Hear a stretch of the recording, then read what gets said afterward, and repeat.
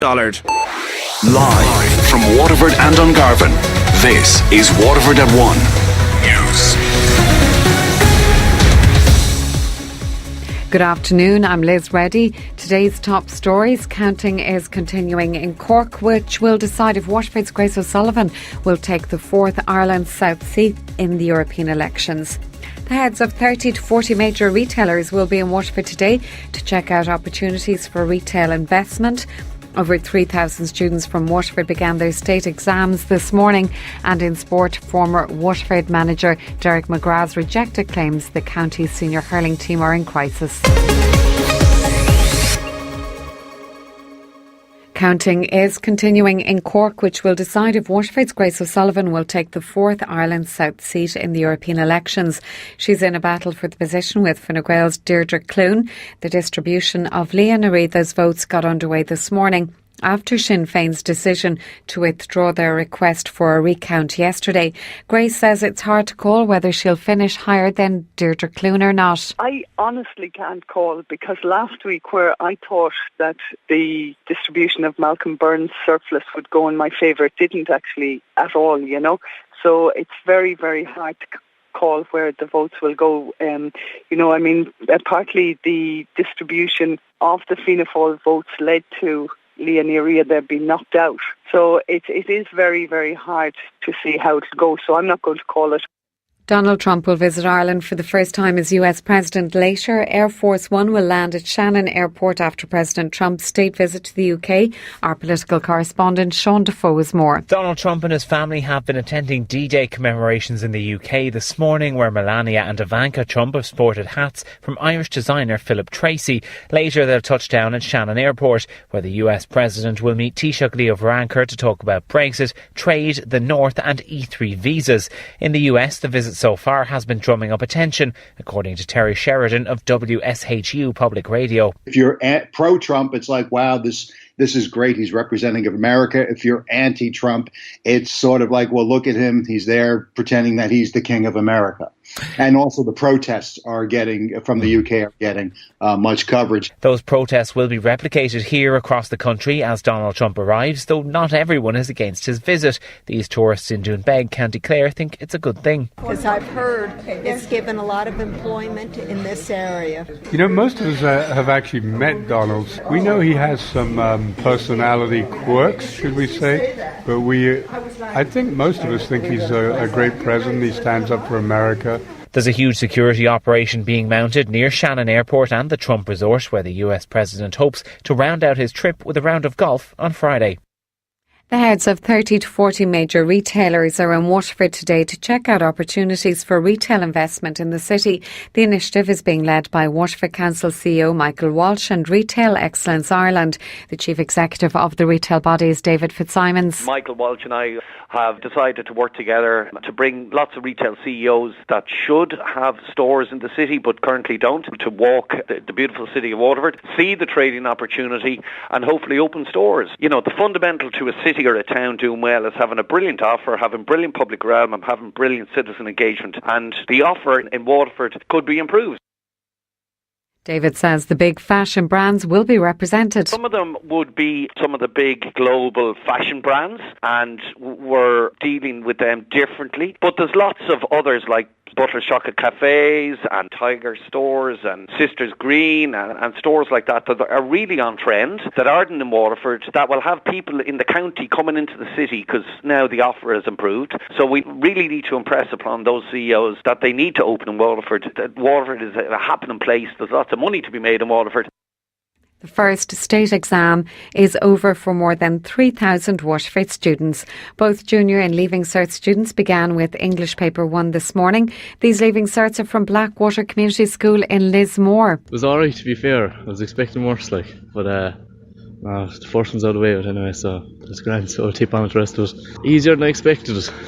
Probably overconfident, but really paper ones, I couldn't really do much study for it. I only learned different kind of writing techniques.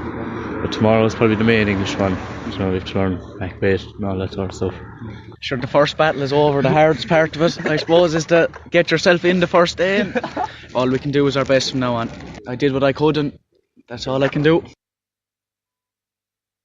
Maura, Paul and Claire from Blackwater were happy with how the first paper went. I actually felt like it went really, really well. I was happy. The comprehensions were really nice and all of the composing sections were really nice. So my speech came up, so that's what I did. I was just really glad to get started.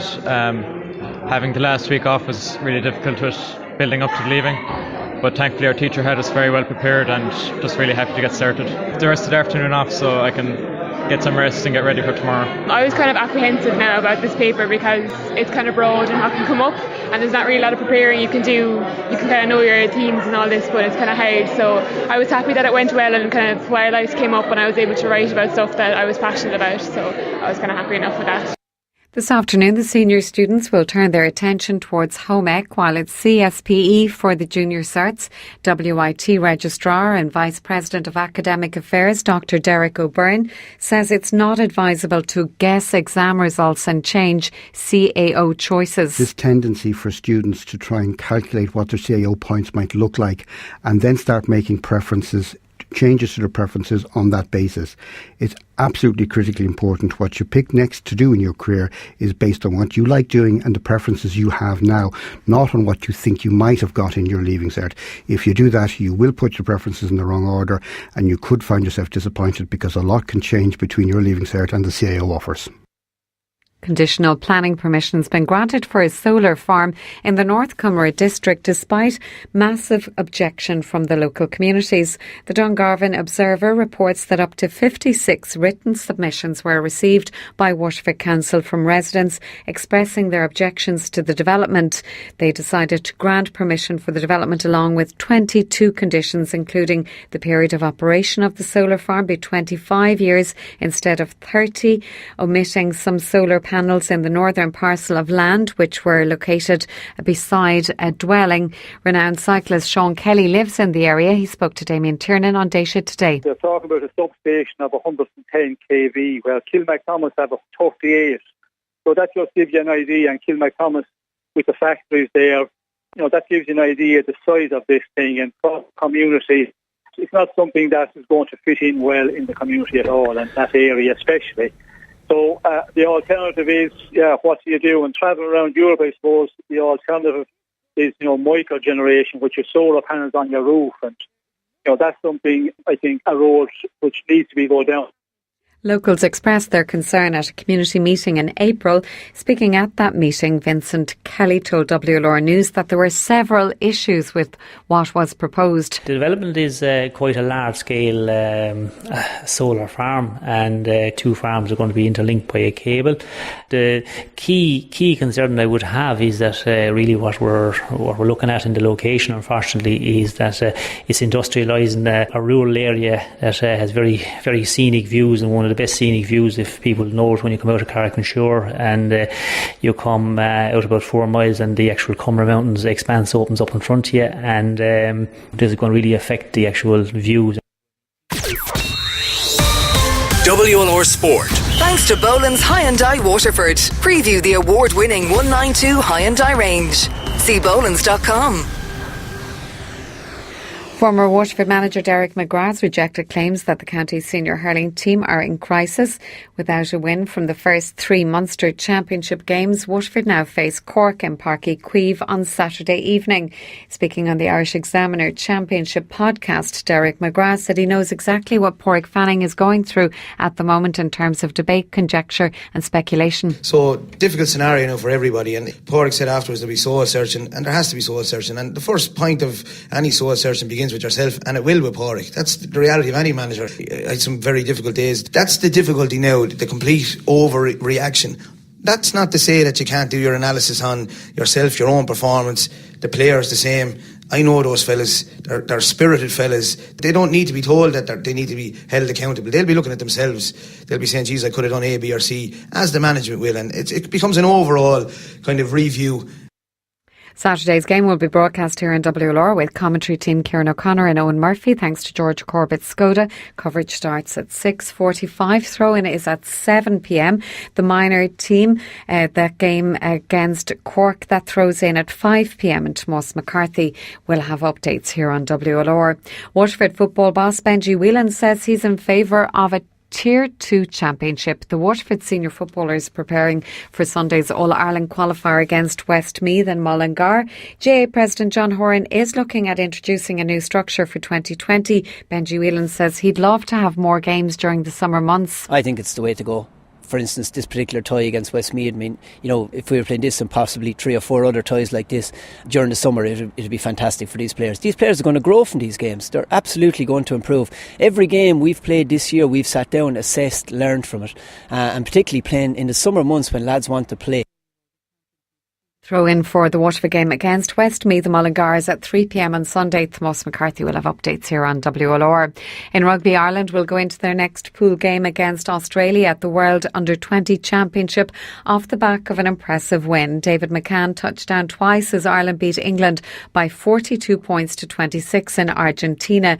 Noel McNamara's men secure the bonus point in the victory.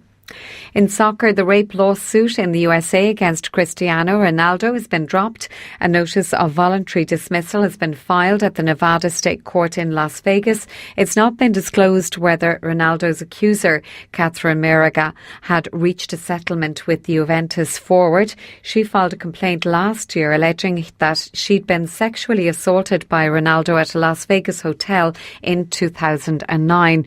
Ronaldo strongly denied the accusation.